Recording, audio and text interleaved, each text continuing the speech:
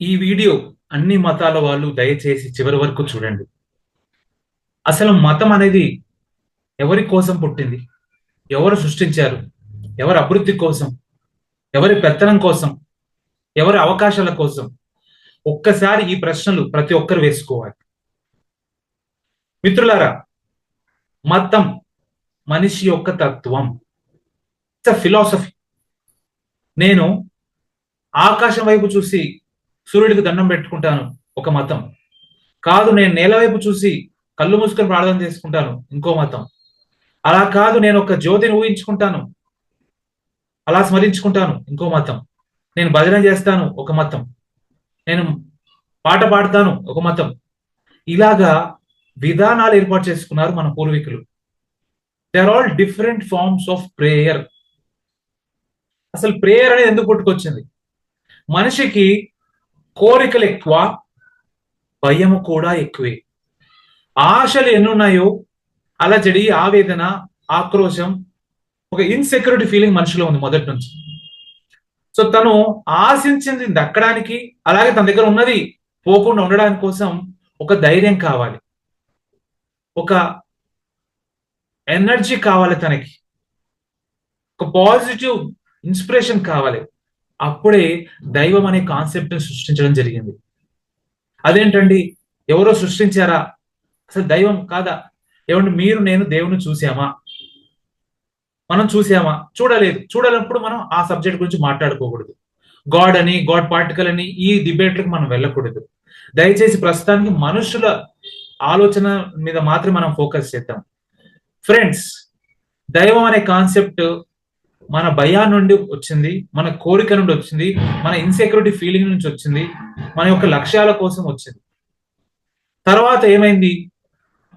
మనిషి ఇంకో మనిషి మీద పెత్తనం చెలాయించడానికి, లేదా ఇంకో మనిషిని కంట్రోల్లో తెచ్చుకోవడానికి కొన్ని నియమాలను సృష్టించాడు. నువ్వు ఈ ఈ విధంగా ప్రార్థన చేయి, ఈ విధంగా పూజ చేయి, ఈ విధంగా ప్రేయర్ చేయి అని ఒక మనిషి, అంటే తెలివైన కోతి ఇంకో తెలివి తక్కువ కోతిని తన ఆధీనంలో ఉంచుకోవడం జరిగింది. అలా తరతరాలుగా గడుస్తున్న కొద్దీ ఆచారం కాస్త సాంప్రదాయం, సాంప్రదాయం కాస్త మతం, మతం కాస్త ఒక ఉన్మాదంలా తయారైంది. ఇప్పుడు నా మతం గొప్ప, నీ మతం తక్కువ, నా మతమే ఉండాలి, నీ మతం ఉండకూడదు. ఇదే కదా ప్రపంచం అంతా జరుగుతుంది. ఈ పాకిస్తాన్ ఇండియా మధ్య గొడవ ఏంటి? వాళ్ళు ఎవరు అసలు? Before 1947 who are Pakistanis? అసలు ఆ దేశమే లేదు. You're all one country, one subcontinent అని అంటాం, ఇండియన్ సబ్ కాంటినెంట్ అంటాం. బంగ్లాదేశ్ ఉండేనా? అది 1971 లో ఏర్పడింది. వాళ్ళకి లిబరేషన్ ఇచ్చాం మనమే, పాకిస్తాన్తో కొట్లాడి. సో బిఫోర్ 1947 పాకిస్తాన్, లేదంటే ప్రస్తుతం ఎగ్జిస్టింగ్ ఉన్న బంగ్లాదేశ్ అండ్ ఇప్పుడు ప్రస్తుతం ఉన్న ఇండియా, మూడు ఒకటే. ఇంకొన్ని సెంచరీస్ ముందుకెళ్తే శ్రీలంక మనదే, నేపాల్ మనదే, భూటాన్ మనదే, ఆఫ్ఘనిస్తాన్ మనదే, టిబెట్ మనదే, మయన్మార్ మనదే. ఇంకొన్ని సెంచరీస్ ముందుకెళ్తే అలా మనం అంతా ఒక్కటే. ఇవన్నీ బార్డర్స్ ఎలా వచ్చాయి? ఆస్తుల పంపకాలు, అధికార దాహం కోసం. మతాన్ని సృష్టించింది అధికారం కోసమే అన్న విషయం మీరు గుర్తుపెట్టుకోవాలి. ఒకరు ఇంకొకరి మీద పెత్తనం చెలాయించడం కోసం, ఇది నా గ్రూపు, ఇది నా వర్గం, వాటికి నేను రాజుని, వాటికి నేను లీడర్ని, నాయకుడిని, టీచర్ని, ప్రీచర్ని, నేను దైవ దూతని, గాడ్స్ మ్యాన్, ఇలాంటివి క్రియేట్ చేసుకొని మిగతా ట్రైబ్ ని, మిగతా గుంపుని కంట్రోల్లో పెట్టుకోవడానికి మనిషి మతాన్ని తీసుకొచ్చాడు. నువ్వు నేను దైవం చూడలేదు, కానీ దేవుడి కోసం కొట్లాడుకుంటాం. ఎంత విచిత్రమైన విషయం తెలుసా ఇది?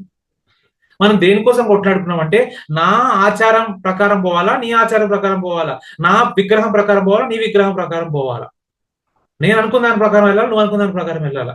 అరే కనబడని దేవుడి కోసం ఏంది ఇది కొట్లాడు? ఎంత చిరాకు, ఎంత చీప్ విషయం ఇది.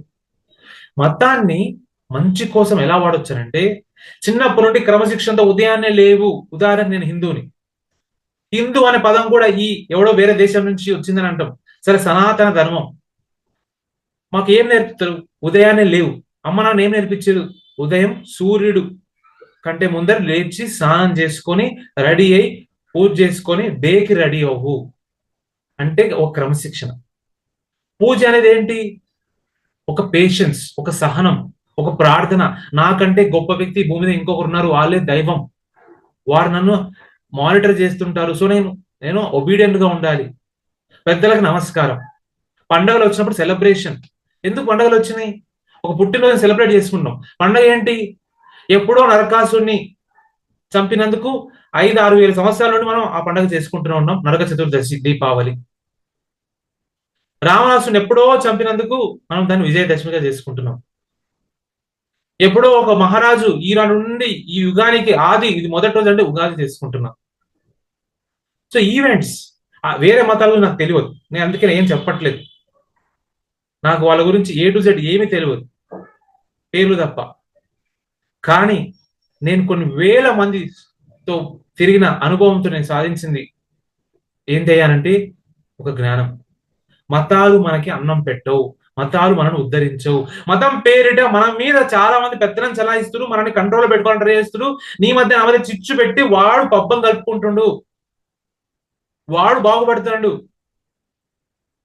వాడు అధికారం కోసం పని చేస్తున్నాడు. ఏం పాకిస్తాన్ వాడు ఎందుకు పని పాట లేకుండా చేస్తాను అనుకున్నా? కాశ్మీర్ లో ఉన్న ఇస్లామిస్ట్ వాళ్ళని వాడు రెచ్చగొట్టి కాశ్మీర్ ని ఆధీనంలో పరుచుకోవాలి. దాని తర్వాత భారతదేశాన్ని కంట్రోల్ పెట్టుకోవాలి. ఎందుకు ఎంత? అధికారం కోసం, రిసోర్సెస్ కోసం. ఆ గజనీ మహమ్మద్ అంటే ఇండియా మీద ఎందుకు అన్నిసార్లు దాడి చేసిండు? వాడికి సంబంధించిన అమ్మాయి ఉందా ఇక్కడ ఏదైనా రాజ్యంలో? వాడు ఎవరు అమ్మాయిని ప్రేమించిండా? డబ్బు కోసం, నగల కోసం. మనిషి పుట్టినప్పుడు నుంచి చనిపోయేదాకా అధికారం కోసం, పదవి కోసం, పెత్తనం కోసం, డబ్బు కోసం, ఐశ్వర్యం కోసం, వీటి కోసమే కొట్లాడుతాడు. సో మతం పేరిట మీ మధ్య నా మధ్య చిచ్చు పెట్టి మనల్ని పిచ్చోళ్ళని చేస్తుడు. మనశ్శాంతి లేకుండా అయిపోయింది. సోషల్ మీడియా ఓపెన్ చేస్తే అయిపోయా, నా మతం నీ మతం, ఈ ఆవేశం ఏంటి?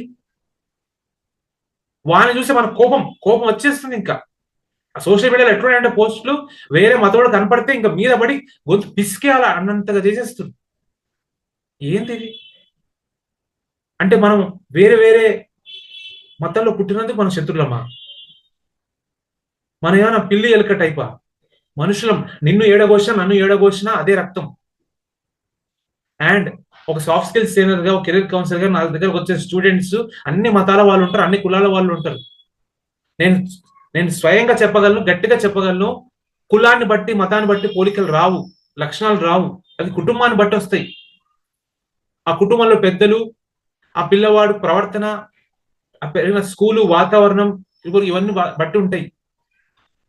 అంతేగాని కులం బట్టి మతం బట్టి రావు. అలా అయితే ఒక కులం వాళ్ళంతా చెడ్డవాళ్ళు, ఇంకో కులం వాళ్ళంతా మంచి వాళ్ళు, అట్లా అవ్వాలి కదా మరి. మిత్రులారా, నేను ఈ వీడియో ద్వారా చెప్పాలనుకుంది, అసలు మతం అనేది చాలా చిన్న విషయం, చాలా చాలా చిన్న విషయం. కేవలం అదొక మార్గం అంతే. మనకు ఒక ధైర్యాన్ని ఇవ్వడానికి అదొక సాధనం.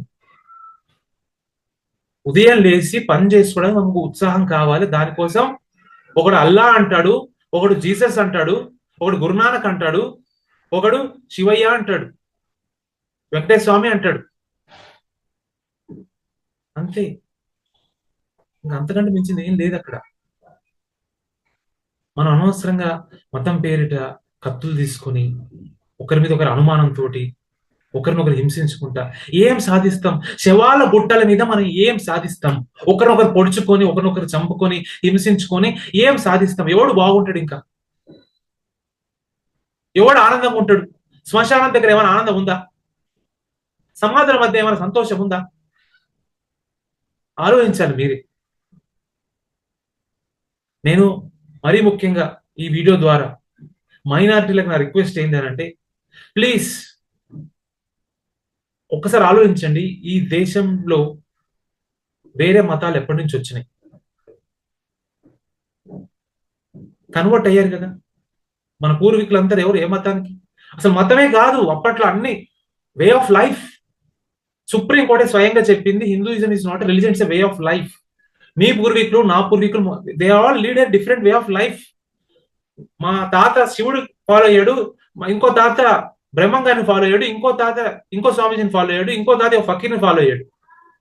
అంతే, దే వే ఆఫ్ లైఫ్. మనం ఏంది? ఎవడో పాకిస్తాన్ చెత్తన డాష్ గాడు మనం రెచ్చగొడుతుంటే రెచ్చిపోవాలా? ఎవడో హైదరాబాద్ ఆ ఓల్డ్ సిటీకి సంబంధించిన వెధవ రాజకీయ నాయకుడు వాడు రెచ్చగొడితే రెచ్చిపోవాలా?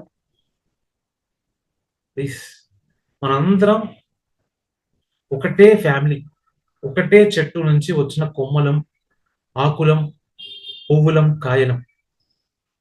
మనకి ఒకటే మతం, అది మనుషులం, అంతే. ఇంకా గట్టి మాట్లాడితే ఈ భూమి మీద రెండే రెండు కులాలు, ఒకటి ఉన్నవాడు, రెండు లేనివాడు. ఇది ఒక ఓల్డ్ సినిమాలో డైలాగ్. నాగభూషణం గారు ఒకటి సినిమా డైలాగ్ చెప్తాడు. వేరే క్యాస్ట్ సంబంధించిన ఆ, వ్యక్తి నుంచి పెళ్లి చేసుకోవాల్సి వస్తే అంటాడు, అరే పిచ్చోడా, ఈ భూమి మీద ఉన్న రెండే రెండు కులాలు రా, ఒకటి డబ్బు ఉన్నవాడు, ఒకటి డబ్బు లేనివాడు. సో అవతల వ్యక్తి వాడిది ఏ వర్గమైనా, ఏ గ్రూప్ అయినా, ఓ డబ్బు ఉంటే వాడు మనవాడేరా అన్నాడు. ఇది నిజం.